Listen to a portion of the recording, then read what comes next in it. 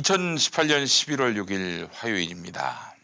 요즘 경제 지표가 매우 안 좋습니다. 경기 흐름을 나타내는 각종 지표, 예컨대 경기 동행 지수라든지 선행 지수 이런 것들, 그리고 최근에 제조업 부진 아울러 주가까지, 모든 경제 지표에 빨간 등이 켜지고 있는데, 일시적인 현상인지 장기화될 문제인지, 문재인 대통령의 무능 때문인지 아니면 대외 변수 때문인지 하여간 설왕설래가 많습니다. 이렇게 혼란기일 때는 다른 거 필요 없습니다. 황금 선박에 타시면 됩니다. 금값도 떨어지고 있잖아요. 금값 떨어지고 있습니다. 예. 그것도 역시 황금 선박. 그래요? 예. 다 해결됩니다. 선대인 경제연구소장님, 어디 갔다 오셨습니까? 중국 시안에 좀 갔다 왔어요. 그렇군요. 아우 저는 다행이네요. 아니 이 사람이 중국을 갔다 왔으면 뭐 고량주라도 한 병 사와야지 이렇게. 아이 딸랑 뭐 3박 4일 갔다 온 걸 뭐. 저는요 잘린 줄 알았어요. 여행을 간다 그러면 사람들이 특산품을 사오라고 그러는데, 미국에 가면은 뭐 뉴욕 타임스, 워싱턴 포스트 시사평론가답게 진짜로요? 진짜 가장 싸. 한국에서도 살 수 있는 걸 예전에 괜히 그냥 겨드랑이에 껴놓고 다니고 그랬어요. 여자애들 옆에 있으면. 있어 보이려고. 맞아요. 아니 그나저나 지금 저 경제 지표가 이렇게 다 좋지 않은 건데, 이 미중 무역 전쟁으로만 보기에는 뭐 설마 그렇다 하더라도 대통령 책임을 또 야당은 그치지 않을 것이고요. 저희 바꿔야겠네 이름. 황금 정박으로. 정말. 정치 얘기를 좀 시작. 그럼 나는 떼겠다는 이야기야. 이분이 이거 황금에 들어가겠습니다. 방금 정박이면 정청래 불러야 되나?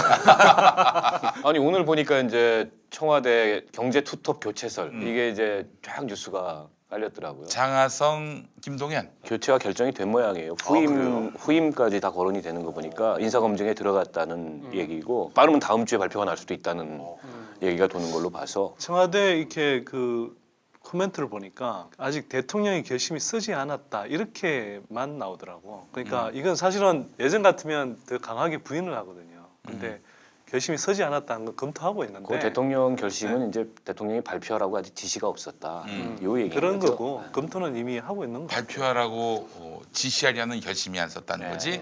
이미 교체는 기정사실이다. 그렇게 되면은 그 다들 바뀌는 건가요? 아니면 그 두 분만 바뀌는 건가요? 어떻게 되는 거예요? 같이 이제 바뀔 수 있죠. 예를 들면 가능성이 있죠. 예. 홍남기 하여튼 국무조정실장이 상당히 좀 유력하게 거론되고 있는 모양이고, 그다음에 이제 이 김수현 수석이 또 정책실장으로 또 많이 거론이 되고 있는 모양이더라고요. 그런데 이제 그렇게 나가면 빠진 자리를 누군가 또 다시 메워야 되잖아요. 그렇죠. 네, 그러니까 이제 뭐 연쇄적인 이동이 좀 있을 수는 있죠. 이제 고용 이 지표를 보고서 정부가 많이 놀란 것 같아요. 몇천 명대로 취업자 수 증가가 쪼그라들었잖아요. 누군가는 그런 거에 대해서 좀 책임을 져야 되는 거 아니냐. 이제 이런 측면에 인사이기도 하고, 또 뭐 분위기 쇄신할 시점도 됐고, 이제 내년이면 집권 3년차 들어가는 거 아니에요. 그렇네요. 예. 근데 집권 3년차 들어간다는 측면에서 개각의 폭이 조금 더 커질 수도 있다. 올 초에 우석훈 박사님도 그랬고, 정철진 평론가도 있고, 올 연말에 너무 지표가 안 좋다. 굉장히 안 좋을 것이다. 이렇게 예측하고, 아마 대인이 형도 그때 얘기했었을 거예요. 다 예측하는 대로 지금 되고 있단 말이죠. 사실은 뭐 김동연, 장하성 뭐 두 두 사람의 분이 이제 뭐 무능이라고만 예, 보기에는 뭐 그렇죠. 무능하다 그것도 또는 훨씬 이렇게 구조적인 문재인 대통령, 문재인 정부가 무능하다 뭐 이런 차원하고 상관없이요. 네. 지금 대외 음. 경제적 상황이 일단 너무 안 좋고, 그동안 국내 경제 상황을 쭉 보자면 구조적으로 몇 가지 문제들이 이렇게 누적돼 있어요. 국내 뭐 제조업 경쟁력이 워낙 이제 약화돼 있고, 또 그게 이제 저출산 고령화 추세라는 게 배경으로 깔려 있고, 뭐 아까 일자리 이야기했지만 일자리가 사실은 줄어드는 걸 또 현상적으로는 그 이면에 생산 가능 인구 감소라는 배경이 있거든요. 그렇죠. 사실은 생산 가능 인구 감소로 일자리 감소를 대략 한 80~90% 이상 설명할 수 있어요. 근데 이게 이제 겉으로는 어쨌거나 일자리 감소만 부각이 되니까 경기가 약화되는 요인으로 분명히 작용을 하고, 이것저것 이제 체감 경기가 안 좋으니까 조중동의 공격이 먹히는 거죠. 문재인 정부가 일자리를 늘리겠다 또는 뭐 소득주도 성장을 하겠다고 그랬는데 오히려 더 악화시켰다. 아니 근데 몇 조씩 퍼 부었잖아요, 사실. 예. 근데 이렇게 나아지지 않는 거는 그러니까 원인은 뭡니까 이게? 몇 조가 지금 퍼부었다라고 하기에는 사실 사실 많이 쓰긴 했잖아요. 사실 우리가 체감적으로 듣기에는. 예를 들면 일자리 안정 기금이 이제 3조 얼마가 들어갔어요. 네. 그거는 이제 최저임금 인상을 예를 들어서 16% 정도 했는데, 그 중에 한 절반 정도를 일자리 안정 기금을 통해서 보조를 해준 거죠. 그리고 내년에는 그게 2조 8천억 정도 다시 편성이 되고요. 예. 그런데 이제 뭐 말을 좀 마무리하자면 기본적으로 이래요. 이게 그냥 뭐 경제 투톱이 무능해서 그렇다. 또 문재인 정부의 무능 이렇게 따질 일은 지금 아니에요, 사실은. 문제를 못 발견했다는 겁니까? 아니. 문제가 너무 그러니까 구조적이라는 우리가 거지. 통제하거나 우리가 뭔가 주도적으로 뭔가를 할 수 있는 상황이 굉장히 제약되는 상황이죠. 아니 제한된 미중 상황. 무역 예를 전쟁한데 들면- 우리가 할 일이 뭐가 있어? 2008년 경제 위기가 왔을 때 나름대로 다 대책을 내고 할 수 있지만 정부가 예를 들면 2008년 경제 위기 같은 상황이 왔을 때 뭔가를 이렇게 한다고 해서 한계가 있는 것처럼 네. 지금의 상황이 물론 2008년 경제 위기하고 뭐 그 정도와 비교할 바는 아니지만 정부가 이렇게 노력을 한다고 해서 이렇게 금방 바꿀 수 있는 게 한계가 아니 있다는 근데 거죠. 일반 우리 또 이제 국민들이 느끼기에는 이제 뉴스에서 접하잖아요. 근데 뭐 다른 나라는 다 경제 호황이다. 뭐 이런 얘기들이 그거부터가 들리는데 잘못된 이야기죠. 그러니까. 그거부터 그러니까 미국이 조금 호황인 언론 거고. 자체가 잘못 보도를 하고 있다라고 받아들여야 되나요? 그렇죠. 지금 미국의 경제 성장률이 지난 2분기 뭐 3분기가 이렇게 좀 좋게 나오긴 했지만 최근 몇 년간의 흐름들을 보면 올해도 그리고 미국이 연간 기준으로는 한 2%대 후반 정도? 뭐 중국 같은 경우도 6%대 초반, 초중반 성장에 그칠 것으로 예상이 되거든요. 올해. 전반적으로 보자면 우리가 뭐 경제 성장을 못 하고 있다. 특별히 그렇게 이야기할 상황이 아니고 오히려 세계적으로 이렇게 비교하자면 그럼에도 불구하고 2%대 후반 정도의 경제 성장률을 지키고 있다라고 표현하기 저는 더 맞다고 봐요. 이건 뭐 문재인 정부를 옹호하기 위한 게 아니라 그 지표는 정확하게 놓고 보고 이야기해야 되잖아요. 거기에 더해서 우리는 지금 인구 구조가 급격하게 줄고 있는 상황으로 가고 있고 그다음에 국내 주력 산업들의 경쟁력이 약화된 건 하루 이틀 이야기가 아니에요. 이게 해운업, 조선업, 뭐 철강, 조선업은 이미 경제 위기 지나고 나서 수출이 늘어나야 어쨌거나 물동량도 생기는 거 아니에요. 그런 것들이 줄어 있으니까 조선업이 성장하기 힘들죠. 철강 같은 경우도 전 세계 철강 산업의 60%를 중국이 잡고 있어요. 그러고 있는데 이명박 정부 때 포스코 완전히 개판 인사를 해서 완전히 망가뜨려 놨잖아요. 거기에 대해서 2014년에 현대자동차는 뭘 했습니까? 최근에. 그 지금 전기차라든지 자율주행차 같은 이렇게 자동차 산업의 그 전반적인 어떤 구조 재편 현상이 일어나고 있는데 저 부동산 장사했잖아요. 10조. 예, 10조 5천억 들여서 한전자리요. 삼성동 땅 샀잖아요. 한전부지. 그 회장님이 한전산 줄 알고 전기요금 올리면 된다고 그렇게 얘기했던 농담이 있어요. 한전 땅을 샀는데 한전을 인수한 걸로 알고. 굉장히 하이 코미디네. 요즘에 제가 오늘 들은 얘기인데 뭐 어느 회사인지 제가 말씀 못 드리고 S사가 현대자동차 인수 지금 에이 설마요. 기획하고 있다. 전자 쪽이요? 아니 전 어디라고 얘기 못 합니다. 아 S 뭐 하나인데. 저는 뭐. 뭐 SBS도 있어. 선대인 경제연구소가 있습니다. 우리가 그동안에 저성장이라는 이런 경제 상황에 익숙하지가 않아요. 왜냐하면 고도성장을 해왔거든. 내가 1960년대 후반 70년대 초 이때 이제 태어났는데 그 뒤로 지금까지 40년 동안 대한민국 경제가 한 연평균 7% 성장을 했어요. 적어도 그 IMF 직전까지 연평균 7% 성장을 하면 10년 내에 경제 규모가 2배가 된다 그래요. 생각해 보세요. 그 40년이면은 2의 4승이니까 얼마야? 그때에 비해서, 그러니까 내가 태어나던 시기에 비해서 한국 경제가 한 16배 정도 성장을 한 거예요. 진짜 지구상에 이런 성장을 한 나라가 드물어요. 앞으로 뭐 북한이 그렇게 성장할 수 있을까? 뭐 하여튼 이제 북한은 가능성이 이제 있지. 앞으로 그런 가능성을 가진 지구상의 나라도 없어요. 그럴 만큼 놀라운 성장을 했던 거여서 우리가 고도 성장에 너무 익숙해 있어. 그러니까 지금 같은 저성장이 우리에게는 일상이 아니고 굉장한 불안한 상황인 거예요. 그 앞부분에 사실 먼저 좀 설명해야 될 부분이 저는 있는 것 같아요. 우리가 이 지금의 어떤 경제 상황이 상당 기간 지속되고 금방 바뀌기 어렵다라는 이야기를 하기 위해서는 지금 대외 상황이 어떤지를 조금 더 설명을 그렇지. 해야 돼요. 사실은 제일 중요하게 봐야 되는 건 미국의 그 금리예요. 그 자금 흐름. 이게 이제 시간이 지나면 이 흐름에 따라서 세계 각국의 또 실물 경제를 또 움직여요. 근데 지금 한국 경제는 미국의 이제 이런 금리 인상 기조가 제가 볼 때는 대략 한 70% 정도. 그리고 미중 무역 분쟁이 한 뭐 30% 정도. 지금 영향을 미치는 상황이라고 볼 수 있어요. 물론 뭐 그에 자잘한 다른 변수들이 있겠지만 70%나 금리에 영향을 받습니까? 왜냐하면요. 한국 경제가? 와, 이게 너무 부실하다. 그 세계 경제 위기가 2008년에 왔잖아요. 네. 그러면서 미국은 이제 이 이른바 기축통화국이죠. 전 세계 이제 거래를 이제 달러로 하는 거잖아요. 자 그러다 보니까 미국이 이제 금리를 확 떨어뜨렸어요. 제로 금리 만들고. 예. 그다음에 우리가 양적 완화라고 그래서 이른바 이제 시중에 돈을 푸는 규모 자체를 4배 정도 늘려버렸어요. 이어서 일본이 따라하고 유럽이 따라하고 뒤늦게 이제 중국도 따라했죠. 그래서 전 세계적으로 지난 10년 정도를 어떻게 버텨왔냐 하면 이걸 이제 이른바 돈을 풀어서 아주 초저금리, 심지어 뭐 유럽 같은 데는 아예 마이너스 금리를 만들어 버렸잖아요. 이거 자본주의 역사상 전혀 전례가 없던 일이거든요. 그런데 이런 상태에서 이제 미국은 차츰차츰 어쨌거나 이제 이게 처음에는 주식 시장으로 옮겨가고 그다음에 이제 주택 시장으로 옮겨가고 하면서 자산 가격이 올라가고 또 이제 경제 상황도 전반적으로 좋아졌죠. 특히 이제 팽이라고 하는데 페이스북, 아마존, 애플 뭐 그다음 넷플릭스, 뭐 구글 이런 이제 그런 혁신 기업들이 예. 이제 고속 성장을 하면서 미국의 이제 또 주가들을 끌어올렸어요. 이런 상황이었는데 이게 이제 경제 성장이 어느 정도 됐죠. 근데 미국이 금리를 올리는 조건은 두 가지가 있어요. 첫 번째 물가, 두 번째 일자리. 물가의 경우는 기준선을 한 2% 정도로 잡거든요. 근데 이미 한 2.4% 정도까지 올라왔어요. 금리를 계속 올려야 돼요. 그 다음에 일자리는 경제 위기 한복판일 때 10.2%까지 갔는데 이게 이제 3.5% 수준까지 내려왔어요. 미국 경제 역사상 실업률이 이 정도 수준까지 떨어진 적이 없어요. 거의. 네. 자, 그러면 이제 반응하기 시작하는 겁니다. 그동안 돈의 힘으로 미국의 주가가 한 뭐 예를 들면 뭐 S&P라든지 나스닥 지수 같은 이제 대표적인 주가 지수들이 경제 위기 이후에 막 4배, 5배씩 막 올랐단 말이에요. 그나마 최근에 트럼프가 들어와서 감세 정책 해줘서 이제 기업들 실적을 늘려주고 이중 무역 보호 무역주의를 이제 펼치면서 나름대로는 이제 미국에서 일정하게 이제 덕분 기업들도 있죠. 뭐 그렇게 해서 이제 주가를 끌어올렸는데 이제는 그 효과도 이제 사라지고 있는 거예요. 문제는 뭐냐 하면 이게 이제 미국이 금리를 올리면 전 세계적으로 달러가 신흥국으로 딱 퍼져 있다가 신흥국의 자금들이 이제 미국으로 흡수가 되는 거예요, 다시. 그러면 전 세계적으로 이제 돈이 줄어듭니다.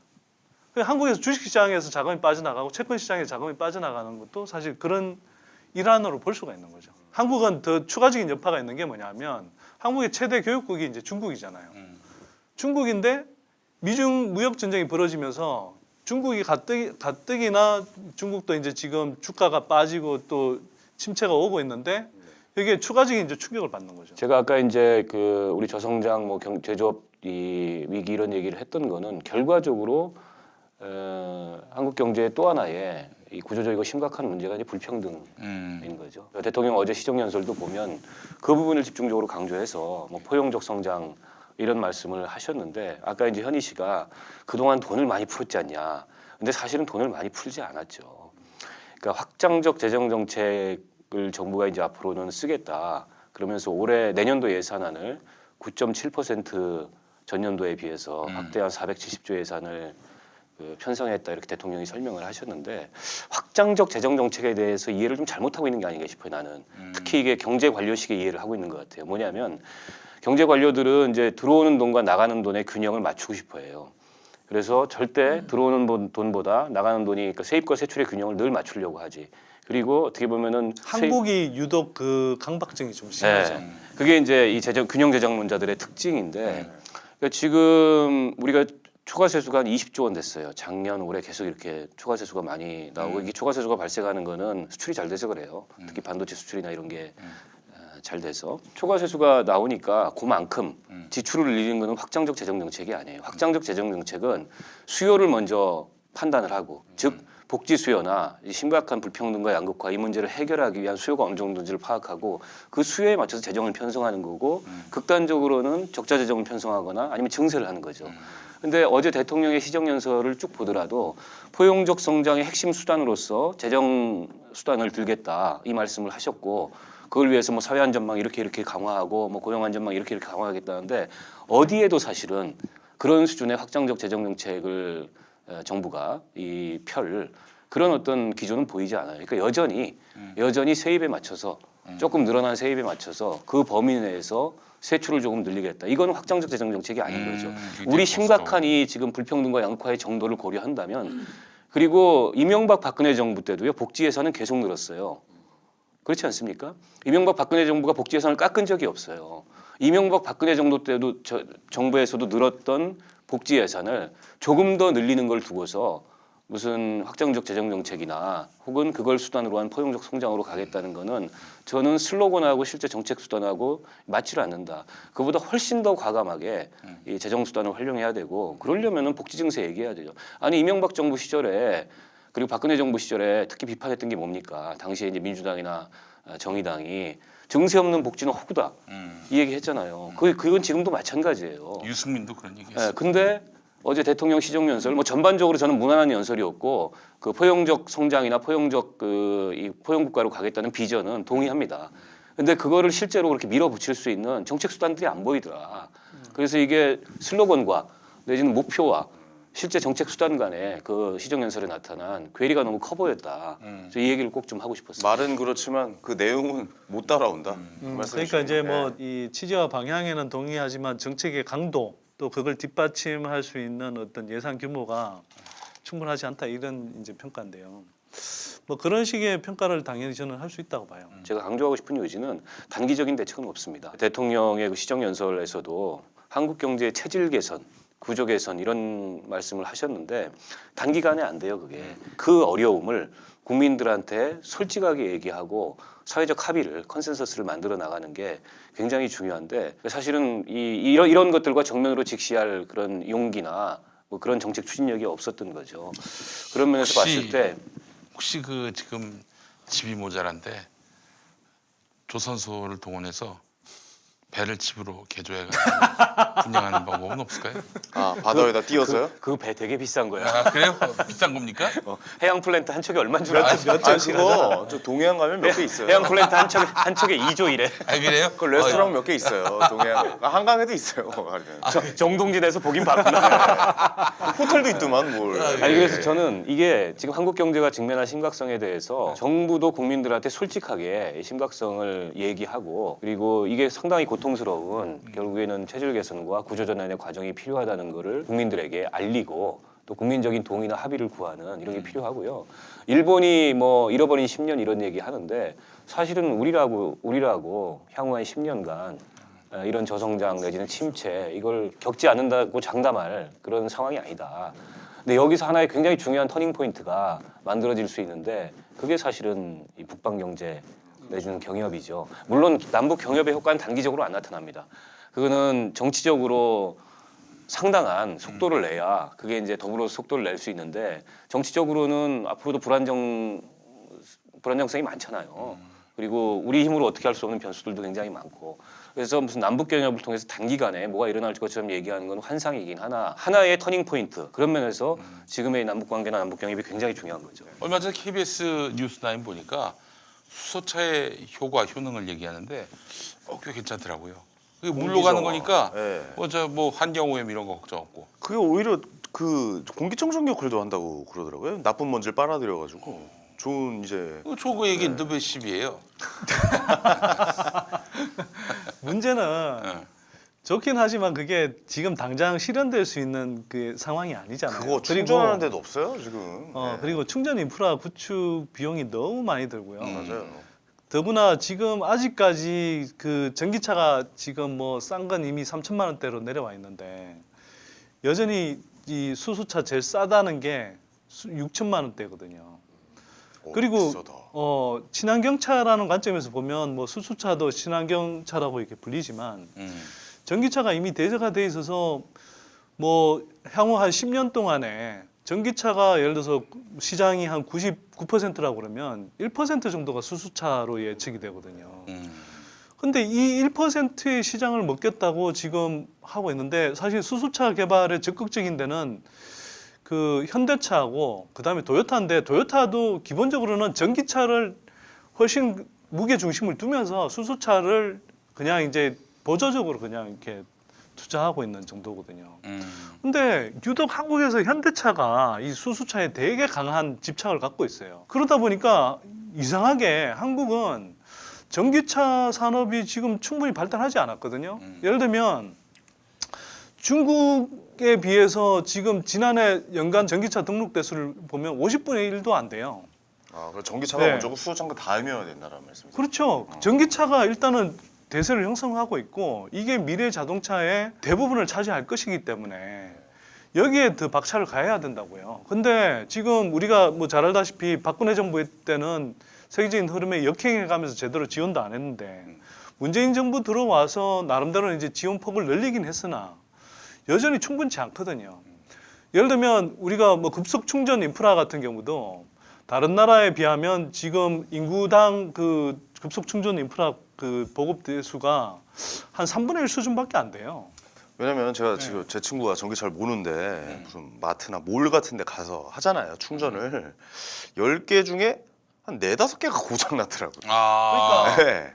그러니까 어이가 없더라고요. 보급하고 나서도 이걸 지금 유지 관리하는 어떤 시스템을 구축하지는 않았고 그러다 보니까 그냥 고장 나면 그냥 그대로 놔둬요. 네, 그대로 놔두더라고요. 그리고 지금도 충전기의 뭐 절반 이상은 완속 충전기거든요. 제가 볼 때는 이미 우리가 많이 뒤처져 있기 때문에 문재인 정부가 훨씬 지금 하는 것보다 훨씬 더 많이 속도를 내야 되거든요. 근데 여전히 지금 자꾸 수소 경제 이야기를 하고 있고 국회에서도 수소차를 뭐 지원해주는 뭐 이렇게 의원 공부 모임을 만들고 이런 흐름들이 나타나고 있는데 저는 이거 현대차가 자동차 산업은 사실 끌고 가고 있고 또 국내의 자동차 정책도 끌고 가고 있어요. 사실 그렇게. 근데 이렇게 자꾸 끌려다니면 문제는 뭐냐 하면 현대차의 그런 뭐 수소차 개발을 공공 예산을 들여서 이렇게 계속 지원해 주는 꼴밖에 안 되고 또 한편으로는 그렇게 해서라도 성공하면 좋은데 성공할 가능성이 굉장히 낮고 또 시장 형성 가능성이 굉장히 낮다는 거죠. 이건 이른바 갈라파고스식 혁신이라고 하잖아요. 아무리 기술 좋게 만들어놔도 수요처가 없고 시장이 없다. 그럼 무슨 소용이 있냐는 그런 거죠. 근데 대통령 그 시정 연설에도 보면은 수소 경제 실현을 굉장히 중요한 차세대 그 미래 산업인 것처럼 이렇게 해놨더라고요. 저는 그게 되게 우려가 돼요. 아니 요즘엔 그 광고도 때리더라고요. 뉴스 이제 시작 9시 뉴스 같은 거요. 이게 뭐 8시 뉴스가 이제 2개 방송사 공중파 중에서 하니까 8시 뉴스 이제 땡땡땡땡 하고 뭐 이제 뭐 시간 시작됐습니다. 이제 뉴스 시작하잖아요. 그 전에 현대 수소차가 딱 나오더라고요. 요즘 MBC인가 아마 어디. 아, 그럼 KBS 그 뉴스도고 현대가 좀 그러니까 다 참 뭔가. 만들어낸 기사들이죠, 사실. 그러니까요. 그러니까 아니 뭐 그래서 약간 언론사의 영향력을 행사한 건가라는 생각도 들어요. 그러니까 미래 자동차 산업의 한 축을 차지하게 될 텐데, 근데 그게 이제 상용화되기까지는 아직도 상당한 시간이 필요하고 경제성을 갖기까지는 상당한 시간이 필요할 거라는 거 아니에요. 근데 이 전기차의 시대를 그냥 건너뛸 거냐 이 문제의식인 것 같아요, 선 소장 얘기는.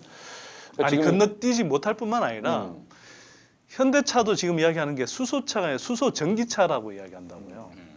그러니까 이게 전기차는 건너뛸 수가 없어요 이미. 왜냐하면 이미 세계 자동차 시장의 절반을 차지하는 나라들에서 빠르면 2024년, 늦어도 2040년까지는 내연기관차 생산과 운행을 중단한다고 이미 로드맵을 발표했어요. 대부분의 나라들이 이야기하고 있는 건 뭐냐면 하이브리드를 포함한 전기차 비중을 그 대부분으로 산정해서 놓고 발표를 해요. 우리는 전기차에서 지금 경쟁에서 지금 굉장히 뒤져 있어요, 전반적으로. 전기차 기술도 그렇고 인프라 보급도 그렇고. 우리는 여기에 한 5를 쓰고 우리는 수소차에는 다른 나라에 비해서 2배, 3배 이상의 어떤 힘을 쓴다는 거죠.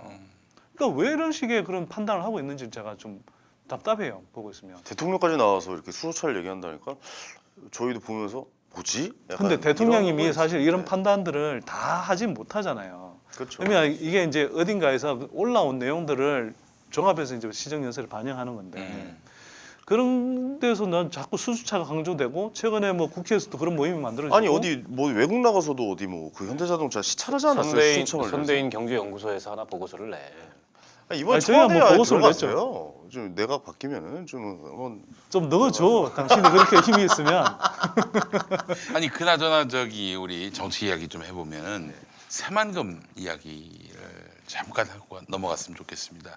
새만금 거기가 원래 이제 100% 농지로 활용하려다가 요즘 쌀도 안 먹고 밥도 안 먹고 또 게다가 염분이 있는 땅에서 아무리 물을 뺐다 하더라도 농사가 되겠는가? 그래서 저런 얘기도 슬쩍 있었어요. 4대강 때 팠던 준설했던 흙을 덮으면 안 되냐?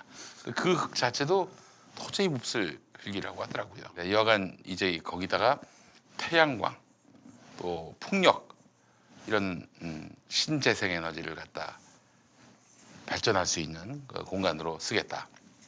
이런 얘기가 나오고 있는데 원래 바다였던 곳이니까 바람이 대차게 들어온다고 하더라고요. 그래서 풍력 발전도 굉장히 도움이 되지 않겠는가 얘기가 나오고 있는데 근데 민주평화당 쪽에서는 이게 말이 되는가? 한중 FTA 시대에 어떤 그런 경제적 허브로 여기를 써야 되는데 아니 여기다가 풍력 발전이라니 예? 말이 안 된다. 아니 근데 민평당에서 이야기하는 한중 경제 협력의 허브는 구체적으로 뭘 어떤 걸 만들자는 거예요? 공단이지 뭐. 그 저한테 물어보세요. 제가 민주평화당도 아닌데.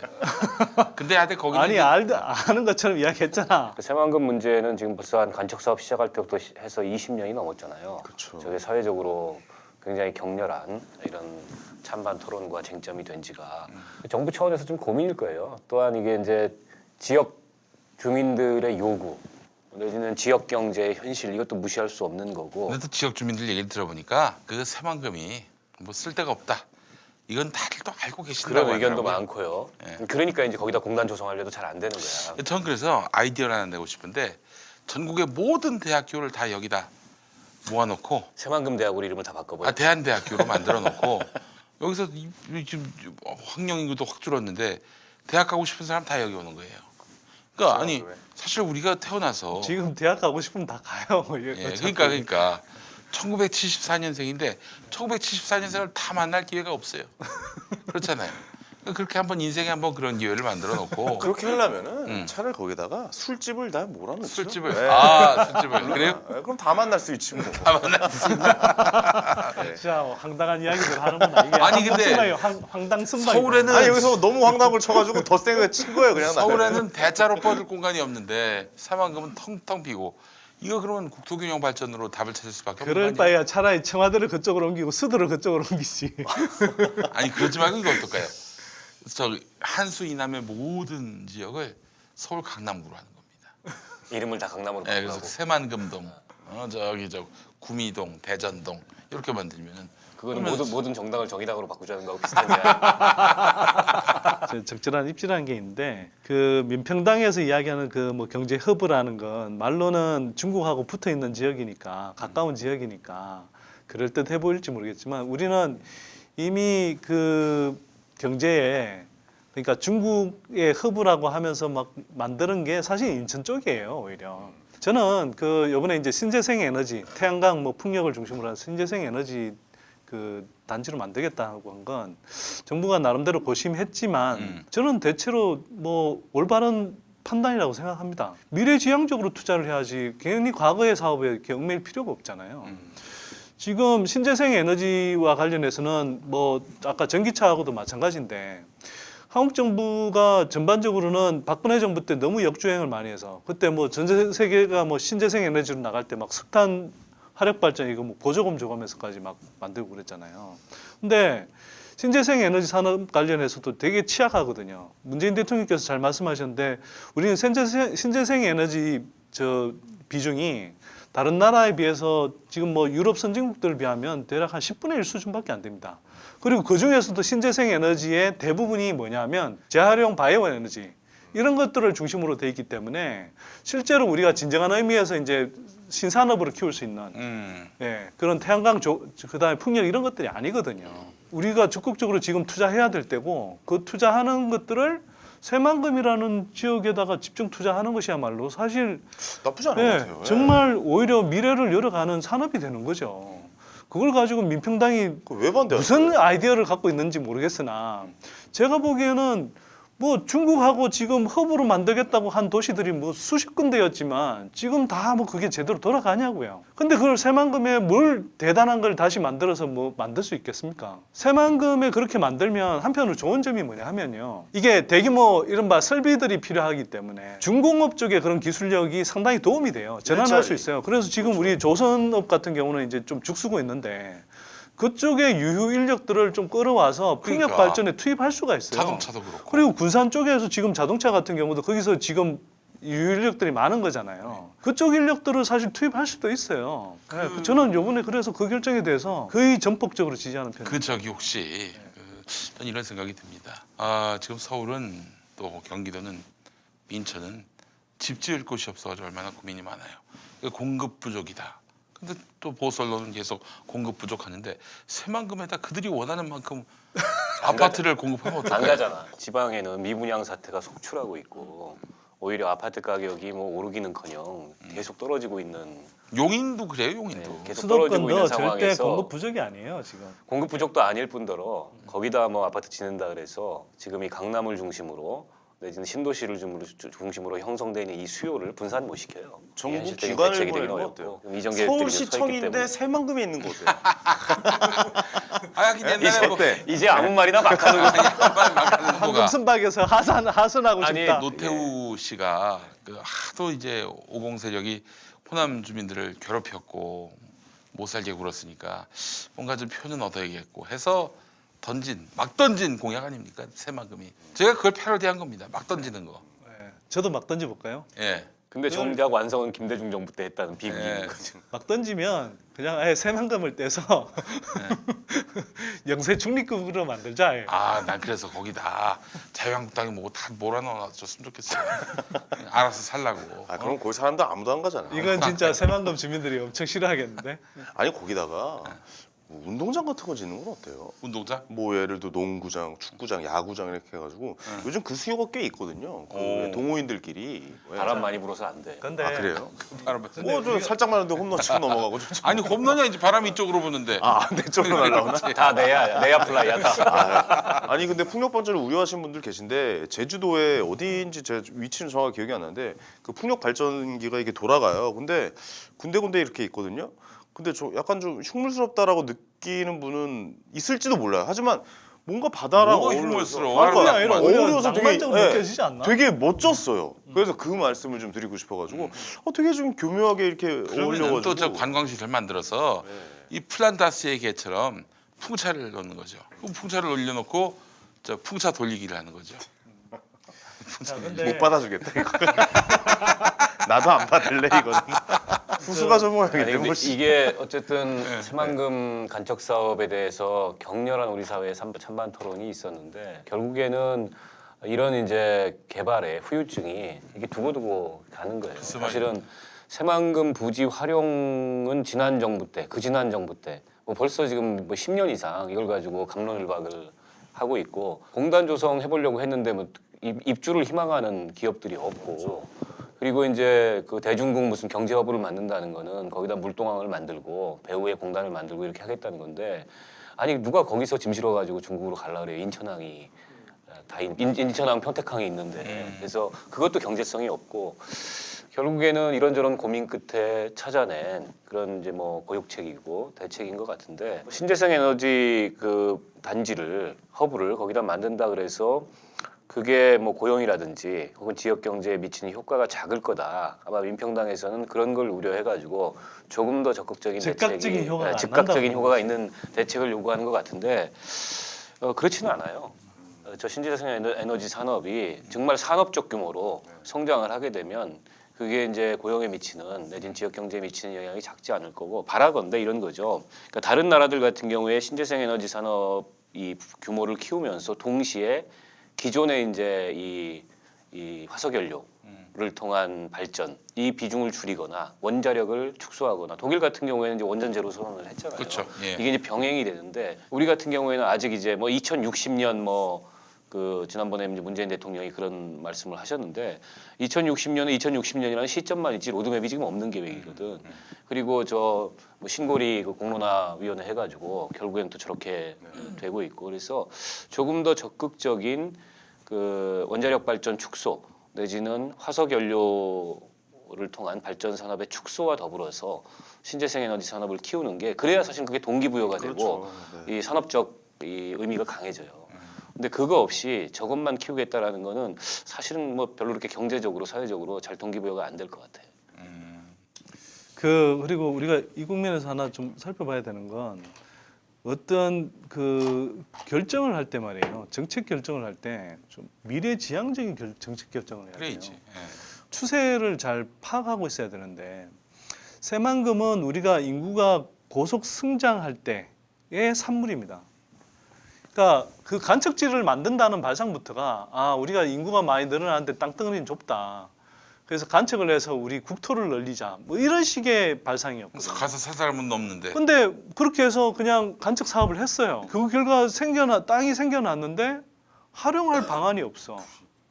근데 이게 땅이라는 건 뭐 넓힐 수 있지만 거기에 우리가 이제 지금 막 던지듯이 뭐 이거 하자 이렇게 해봤지만 그게 그렇게 쉽게 안 되는 게 뭐냐면 어떤 산업이 되든지 뭐 또는 무슨 시설이 되든지 이런 것들이 그와 관련된 적절한 인프라들이 같이 구축이 돼야 이게 연계성이 이제 생기면서 활성화가 되는 거예요.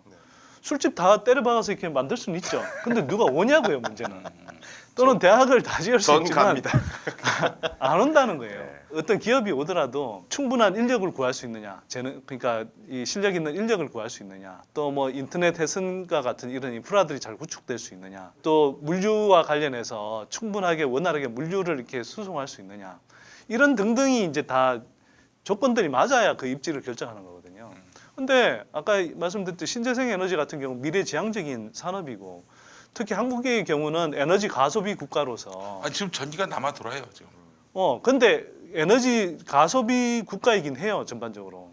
그래서 이런 상황에서 지금 대체 신재생 에너지들을 최대한 많이 생산해서 이제 그 공급해야 되는 과제들이 놓여 있고 또 한편으로는 이게 크다라는 어떤 뭐 당장의 물류라든지 이런 게 필요한 산업이 아니라 거기에 설치해두면 그렇죠. 거기서 작동하는 산업이기 때문에 좋은 방법인 것 같아요. 제가 볼 때는 굉장히 미래지향적인 선택을 잘 했다고 봐요. 네. 새만금을 간청한 건 미래를 내다보지 못한 간척이었지만 신재생 에너지 산업을 키우겠다라는 것은 미래지향적으로 잘 판단한 결정이다. 신의 한 수가 되기를 바라는 마음을 또 가져보면. 저도 왜 반대를 하는지 이해를 못 하겠어요. 아니 근데 이제 뭐 그 기본적으로 전기가 남아도는 상황에서 그 뭐 무분별한 개발이 될 수 있다는 거죠. 그러니까 거기를 전기값 한마디로 내려주든가. 자연 친화적인 그런 공간으로 바꾸자 뭐 이런 주장을 펴는 단체도 있습니다. 근데 이제 한 가지 좀 아쉬운 거는 저런 이제 정책 결정 과정에서 이제 지역 주민들이나 이게 아무래도 민감하니까 새만금이 워낙 그 초기부터 논쟁적이었던 데여서 소통을 좀 했었어야 되는데 사실은 뭐 비공개로 다 플랜을 만들어 놓고 짠 발표하듯이 하니까 이제 지역 차원에서 반발이 굉장히 세게 나오는 거고 어찌됐든 뭐 그 대통령이 이제 비전 선포까지 하고 나면은 저건 뭐 이제 돌이킬 수가 없어요. 그냥 가야 되는 건데 주민들을 잘 설득해야지. 그게 가져올 수 있는 부가가치가 어느 정도고 또 그게 지역 경제에 미치는 영향이나 지역 고용에 미치는 영향이나 이게 앞으로 커질 거라는 것을 잘 설득해서 이 추진 과정에서 저런 계획을 수립하는 과정에서 그런 소통이 좀 있었으면 좋았을 텐데 이게 비공개로 다 해놓고 나서 이렇게 그냥 던지듯이 발표하니까 그런 데 대한 반발도 상당 부분 작용을 하는 것 같아요. 네, 알겠습니다. 하여튼 뭐 우리 새만금이든 수소든 미래지향적으로 뭔가를 해보겠다라는 그런 정부의 의지는 청와대의 뭐 사회수석 자리가 빌 것 같다 이런 얘기 들으니까 오늘 선대인이 굉장히 적극적이야. 다방면에서 막. 추천해 드립니다. 아니 그게 아니라 예. 수수차는 깠잖아. 거기다. 아니 나는 진짜 이분이 진짜 이게 나를 굉장히 청와대 가셨으면 좋겠어요. 아무튼 우리는 추천합니다. 예, 가셨으면 좋겠어요. 이 여기서 추천하면 안 돼. 오히려 마이너스야. 저는 가고 싶은 추천 안 생각도 합니다. 없어 그리고. 여러분 추천 안 합니다. 예. 선대인은 절대 안 돼. 난 영인시장이나 할래 여기 나중에. 진짜 어디든 가셨으면 좋겠습니다. 예. 예. 알겠습니다. 확실히 이제 정말 우리 앞날을 내다볼 수 있는 정책들이 마련돼야 하는데. 아 그리고 마지막으로 예. 경제 투톱 교체설과 관련해서 예. 박원석이 기여한 게 하나 있다 이런 소문이 있어요. 뭡니까? 두 사람을 공동 운명체로 묶어버렸다. 아, 누구 한 명만 교체할 수 없도록. 근데 매우 중요한 말씀. 틀을 씌워버렸군요. 이게 그러냐면은 만약에 장하성만 자른다. 장하성 형이 또 나가가지고 막 문재인 정부 뭐 아니 장하성만 신보가 아니다, 뭐 자르면 이러면서. 그것뿐만이 아니라 소득주도 성장을 포기하는 것처럼 비춰질 우려가 있고 김동연만 내치면은 이제 관료 쪽이나 이쪽에서 반발할 가능성이 있어서 또 김동연 형이 갈등설이 있는데 자유한국당에 갈 가능성이 또 있기 때문에 아, 여러 그렇지는 그 않고요. 정도까지예요? 시기적으로 보자면 아이고. 저는 이번에 선택하는 걸 좀 나름대로 정책 판단이 작용한 것 같아요. 예를 들면 조중동이 하도 이제 몰아세울 때 그때 두 사람을 교체했으면 밀려서 하는구나 이런 느낌이 좀 들었을 텐데 나는 두 사람 이름을 한마디도 거론하지 않고 그냥 모종의 갈등설이 있다는 거를 페이스북에 썼을 뿐인데 네. 내 이 얘기를 청와대 쪽에서 들은 얘기예요. 공동 운명체로 묶어버렸다. 아. 누구 하나만 교체되지 않는다. 잘하셨습니다. 신의 한 수였네요. 예. 그런 이야기 또 한 번 들었다고 또 우쭐하시면 우쭐은 아니야. 자, 그래요. 오늘 또 황금 선박 이제 오늘 하산할 때가 왔습니다. 주식 얘기를 못 했네요. 주식 얘기 좀. 주식 하고 얘기. 싶어요. 주식 얘기. 지금 오늘 표정을 보니까 요즘 많이 잃었어. 앞에 경제 얘기 나올 때부터 정확하십니다. 경제 얘기 나올 때부터 표정이 안 좋다. 주식은 주식 얘기. 주식은 그냥 짧게 정리하면 이래요. 네. 그냥 일정하게 짧게 반등하는 기간이 오늘 있을 수 조금 올랐어요, 있는데, 오늘. 네, 오늘 좀 올라긴 했다. 그러니까 그 오늘을 꼭 말하는 게 아니라 큰 흐름에서 보자면 반등할 수 있는 기간이 있을 수는 있는데, 제가 아까 말씀드렸듯이 세계 경제가 이제 미국을 중심으로 다시 1, 2년 안에 수축기로 들어갈 거란 말이에요. 그러면 한국이 일시적인 반등 구간은 지나더라도 전반적으로는 그 주가가 강세를 나타내긴 힘들다고 봐요. 강세는 힘들다. 네. 그리고 지지부진하거나 추가적으로 좀 더 큰 흐름에서 더 길게 보면 더 떨어질 여지도 있다. 관망해야 된다. 네. 비관적인 거는 다만- 지금 이제 2,000m로 떨어졌죠. 일시적으로 내려갔었잖아요. 네, 근데 내년에 한 1,850대까지 떨어질 가능성도 있다. 네. 이런 전망들이 나와요. 그런 발표가 있네요. 네. 아. 그러니까 하락장에서 빨리 사가지고 2,000 다시 넘을 때 빨리 파는. 아니요, 저는 뭐 투자하지 않았습니다. 예, 뭐 이렇게만 말씀드리겠습니다. 근데 예. 그 거꾸로 보자면 진짜 좋은 종목들이 싸게 나와 있는 시기이기도 하고요. 오히려 그렇게 그런데 생각하면 이제 좋은 그걸 시기다. 시기 예. 포착은 잘 해야 되죠. 내가 보니까 황현희 씨는 부동산인 것 같아. 아까도 저 어머니하고 부동산 통화를 쫙 하더라고. 내가 자, 어디- 근데 아니 부동산 보일러실에 열 썬다는 것도 봤는데 무슨 소리 하실 거야? 근데 한 가지 저 주의해야 될 게 예. 뭐냐면 일반적으로는 이게 주식이 상승세면은 그 돈이 이제 주택 시장에서 빠져나와서 주식 시장으로 가기 때문에 주택 가격이 떨어진다 뭐 이런 식의 이야기들을 하는데, 네. 그러니까 주가하고 주택 가격이 반대로 움직인다 이런 이야기를 하는데, 한국의 상황을 지금까지 쭉 보면 기본적으로는 주식 시장하고 주택 시장이 같이 움직였어요. 아 그래요? 그러면 주식 시장이 상대적으로 동반 하락, 약세면 동반 상승. 예. 주식이 먼저 하락이 되는 그리고 주식 시장이 먼저 움직이죠, 당연히. 먼저 움직인다. 예. 아. 그러니까 주택 시장 흐름도 제가 아까 말씀드렸던 아까 집 대로 내놓는 전화 아니었어? 아, 느낌이 집 내놓는 자, 전화. 일단 왜냐면 겨울이 오니까 네. 보일러가 터지니까 거기다 열선을 깔아야 된다. 그것도 봤는데 무슨 부동산 한다고? 부동산 가치를 올리기 위한 아, 수작이지. 수작. 그거 터지면 얼어 죽어요. 올해 올겨울에. 예. 하여튼 뭐 당분간은 일 열심히 해서 네. 예, 소득을 많이 축적해 놓으십시오. 예, 일확천금의 꿈을 접고 소득 주도 예. 글로 가야겠네요. 알겠습니다. 자, 오늘 황금 서방 마치겠습니다. 수고하셨습니다. 네. 고맙습니다. 다음 주에 뵙겠습니다. 감사합니다. 감사합니다. 예.